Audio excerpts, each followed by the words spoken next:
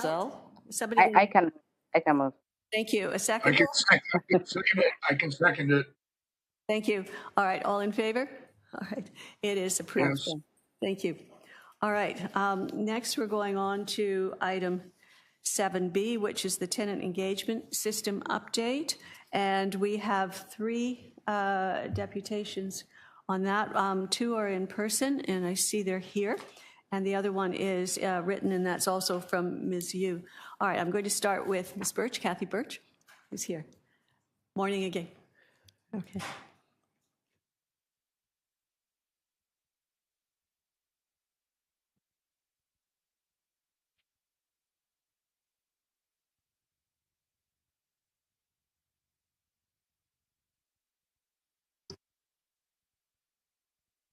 Good morning.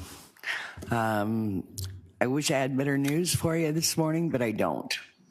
The tenant engagement program is, quite honestly, it's a mess from a tenant's perspective.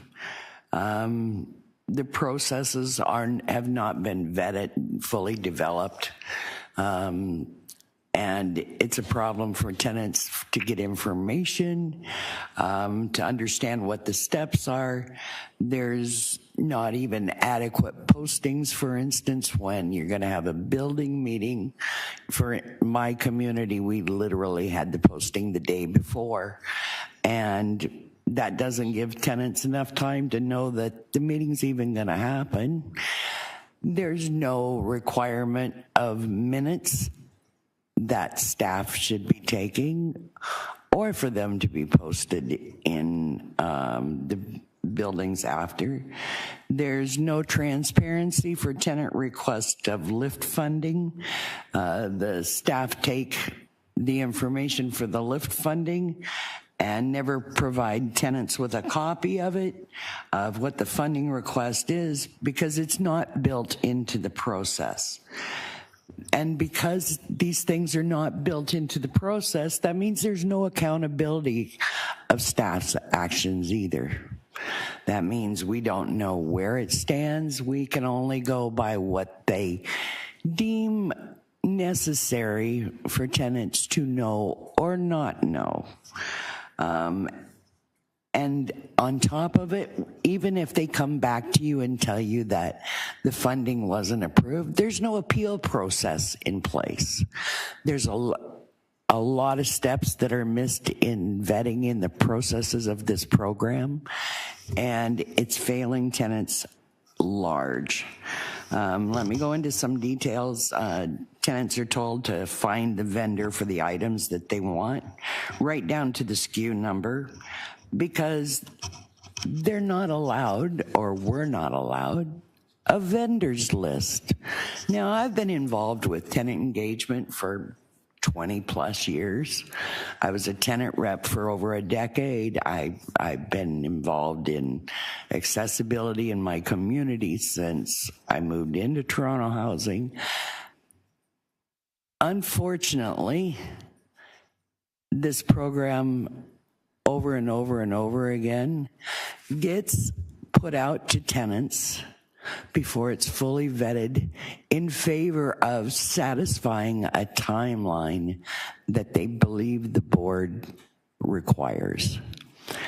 So they're putting it out in a framework, but if you think about it, it's like a car. You've put the frame together, it's got the wheels, it's got a transmission, it's got a motor, but there's no steering wheel, there's no brakes, there's nothing, and you're putting it out on the 401 because you got 90,000 tenants working it. It doesn't make sense.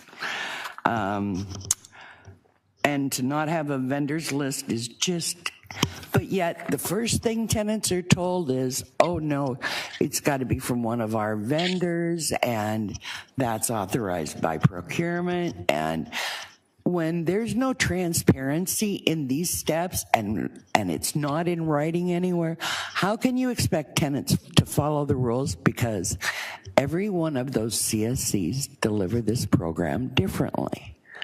And on top of it, the CSC's answers to the region, not to the the management team that's actually responsible for the program. That doesn't make, like, I was born at night, but it wasn't last night, and that doesn't make one bit of sense to me. Anyway, so I'm carrying on here. When tenants order things and it's been approved and the orders go in, now the vendor doesn't have that particular item. The CSCs are deciding what the substitutions are instead of the tenants. And meanwhile, that CSC may not have a clue as to what they want that for. Or even if it's food, you know, if you're looking for a barbecue and all of a sudden, I don't know, maybe you'll have, I don't know, maybe a Greek dinner for some reason, and that's not what you had in mind or whatever. And then the CSCs come back with the attitude of, well, that's what you got because that's what we had available. That's no attitude for tenants to tolerate. You know, like, we're not children, we're grown adults. We have the right to, if we want to be responsible for items that we're purchasing, then quit taking the control away from it and putting it in the CSCs and then not making them accountable for those decisions. The processes in the program were not fully developed and vetted before being put out as a full program. And I've worked a lot of processes, whether it was I was on the EAC for the Housing Commissioner's Office before it opened, and we had to develop the processes for that, or as a tenant rep. This isn't working, folks, and to have no accountability to staff, and they sit back and they stonewall you to the point that, and if you don't know what the levels are and how to move up and escalate things, you're just lost. I mean, I've been around long enough. I know those steps, and let me tell you, make no mistake, Nadia is very aware of how I feel about this. I made it clear to her as to what I see needs to be improved, and she's assured me that those steps will be taken. Ms. Birch, but in the meantime, what do we do? Just let me interject. We'll pass the 5 minutes, and we've got so many deputations, so I'm going to have to. I will let it. I think I made my point. So okay. Thank you. Thank you. I apologize for cutting people off, but we've got a lot of people today. All right. And the next deputant is Miguel, I believe. I have a question. Okay. Well, I thought, why don't we have Miguel, and then I'm going to take questions, and you can ask then. Is that all right? Sure. Okay. Miguel?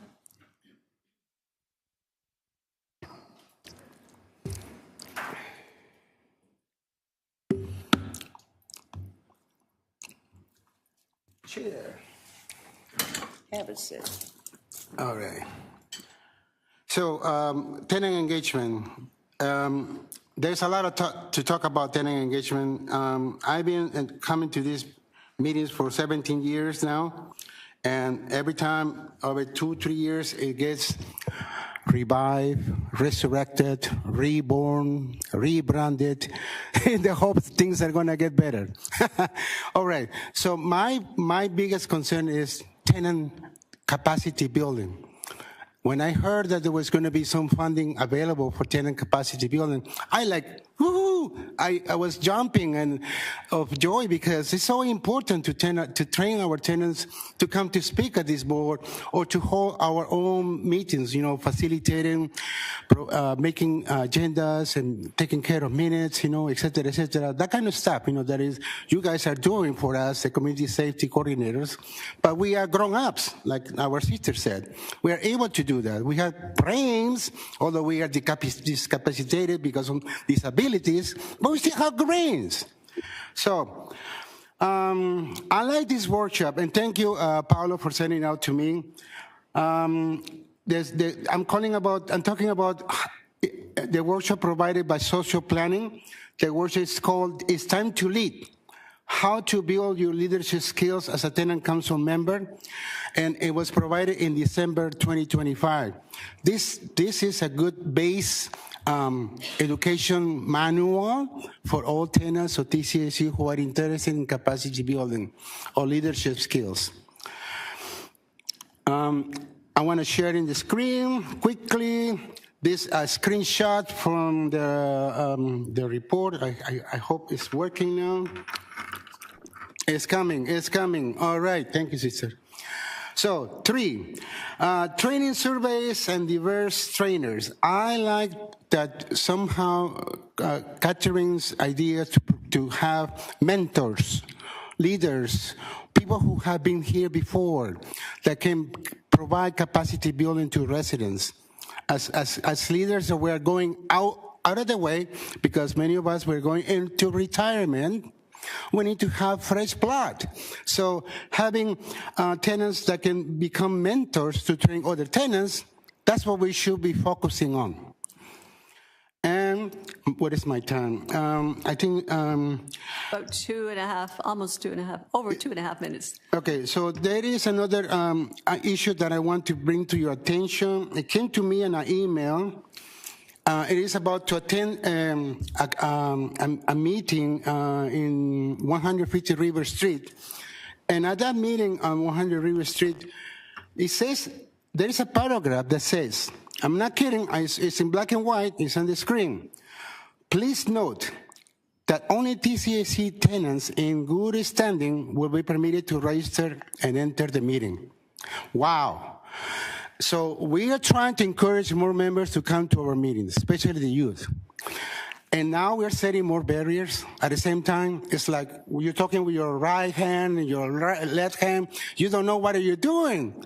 So I think you need to reverse that. I think it's very infuriating to know that who is going to be enforcing it.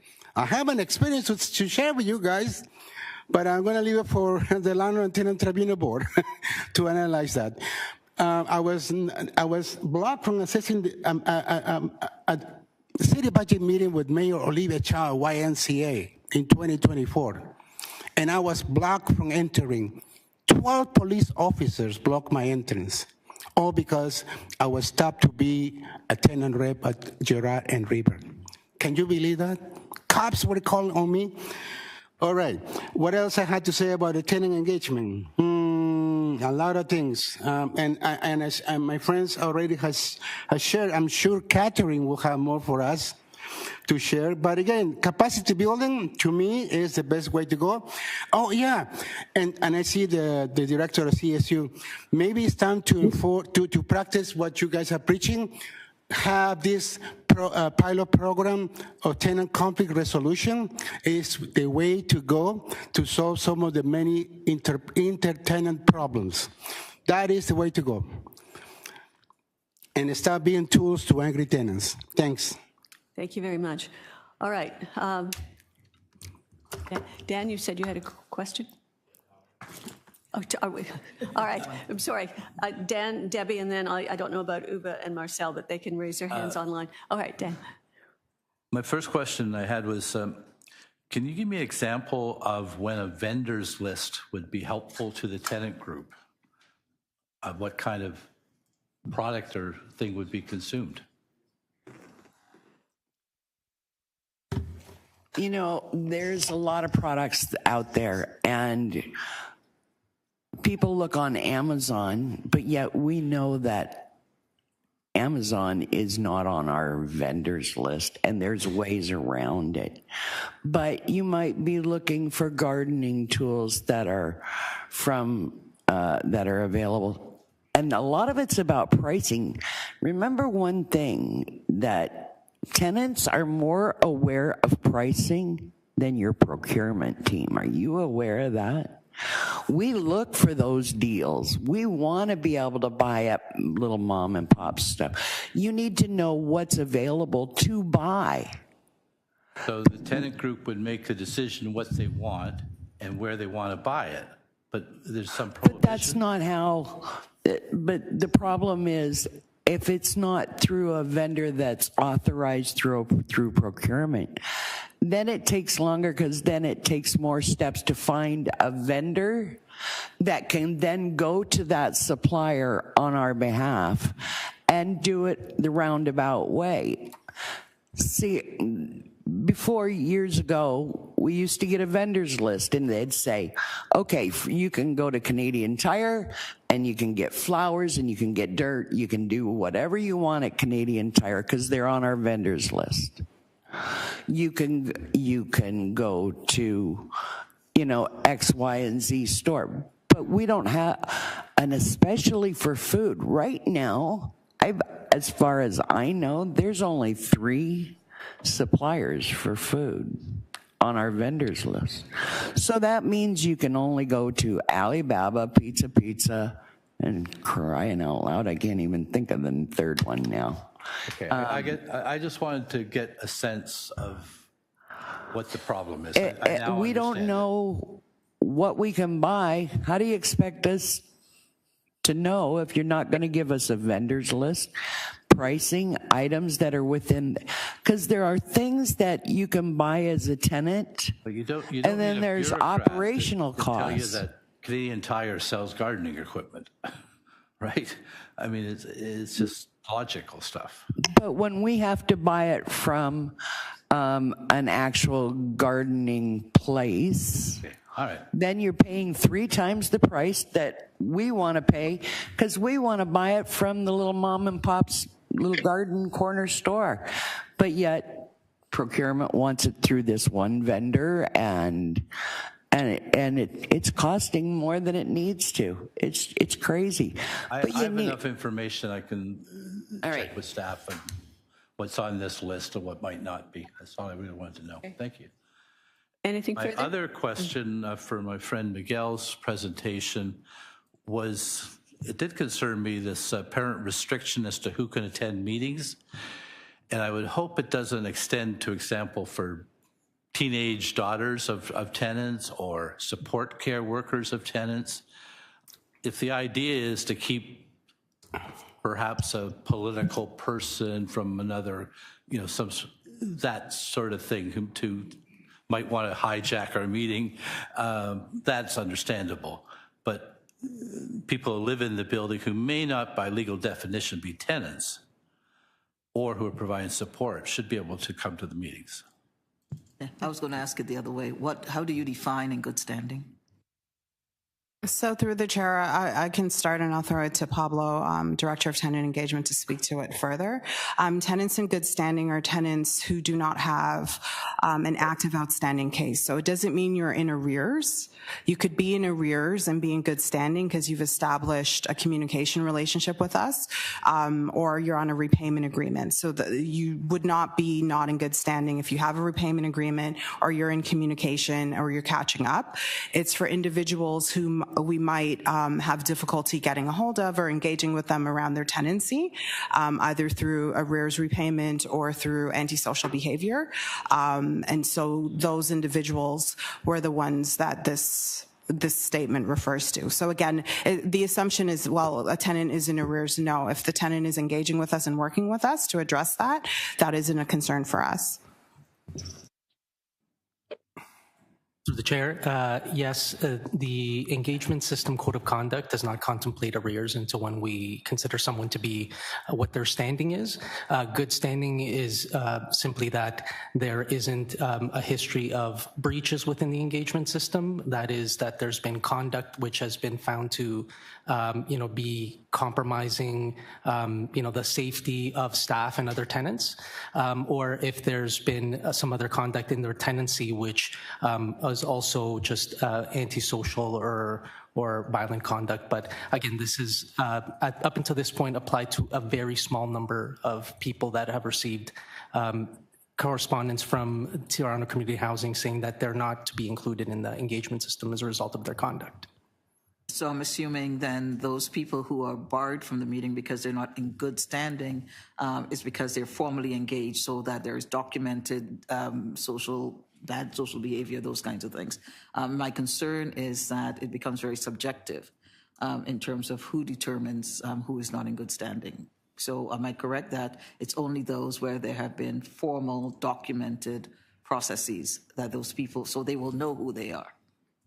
Through the chair, that is correct, and we have used the same interpretation, for example, when we had the tenant elections in terms of vetting of folks. And again, just as by way of example, for the tenant election, there was only one person that was deemed to be ineligible as a result of that, and they had received correspondence. And tenants understand that definition. Through the chair, yes, that is something that's been, referenced and published on the website, and again, in every information session around components of the engagement system, we've made clear that the code of conduct and standing doesn't refer to anything around arrears. It's just around conduct, which is actually very prescriptive. We have very detailed definitions of what constitutes a minor, major, and severe breach. Thank you. Anything further? Uba or Marcel, do you have any questions? I don't see hands up, so, okay. Now, Nadia, is there anything further you want to say? Yeah, so I can start and I'll throw it to Pablo to elaborate. So through the chair, I have had a conversation with Ms. Birch about some concerns she's having in her community. We have heard of issues in certain areas, and that's something we're addressing on a community-by-community basis. But I would say overall, we're getting relatively positive feedback. We've expanded the amount of dollars going directly into tenant hands to decide what programming they want to run in their community. We've also been able to do engagement with tenants that have historically not been engaged through tenant circles in many of the communities, particularly in the east and west areas of the city that might have been under-engaged in the past. And so we recognize there's gaps in the system and we're continuing to work on them. We also recognize that there's inconsistency in the application of the program and misunderstanding. So for example, around the vendor list, some staff believe they could not share the vendor lists. We've since clarified that with staff, and so that's something that we can share, and we do. And so I think one of the gaps that Pablo and team continue to work on is ensuring that all frontline staff are supporting the tenants in their communities as consistently as possible. So Pablo, I don't know if you want to elaborate on that.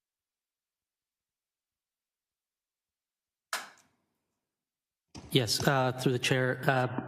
The vendors list, as Nadia pointed out, there was some confusion and uneven application. We've now centralized a vendors list that we are looking to make available to tenants when they're looking at what sort of options they have within our own vendor rosters.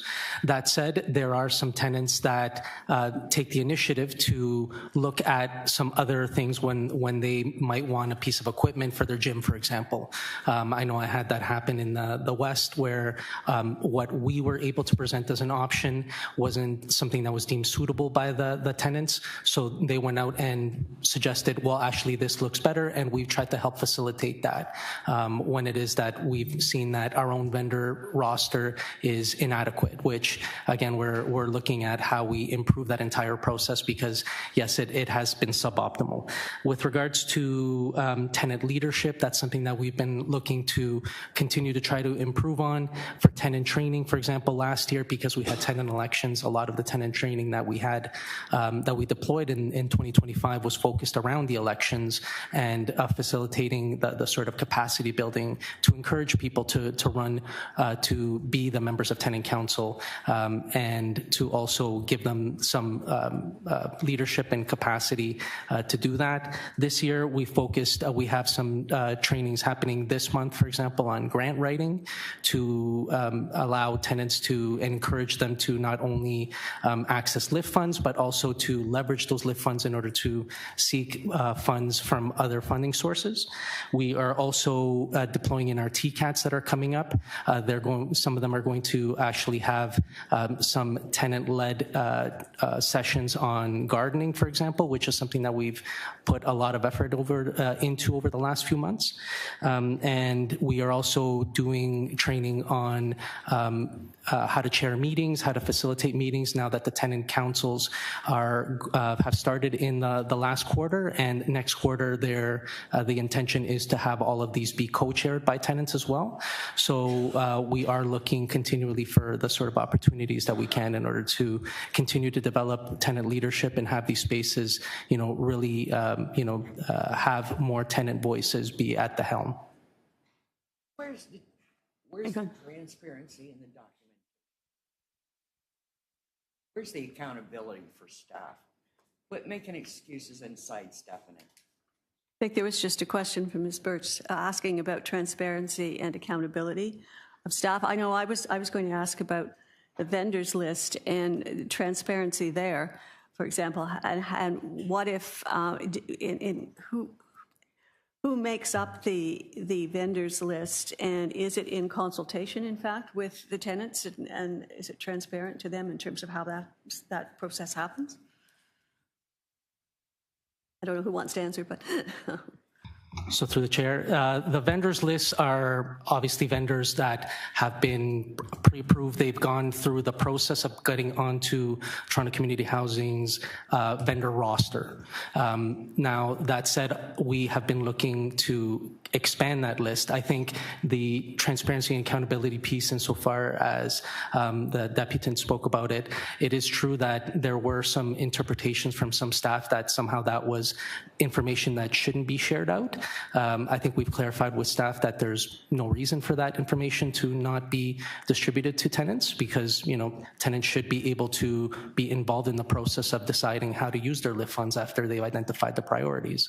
So, you know, I think that there definitely are some gaps and things that we've tried to address over the last year. But for vendor lists, absolutely, those should be shared with tenants so that they can have a hand in deciding how to use their LIFT funds. well, not just, sorry, if I could just respond, not just how to use the funds, but who should be on that list, because the tenants may have a different idea than the staff about the vendor, about who they'd like to see on that list, and there may be reasons for it that the staff may not understand, right?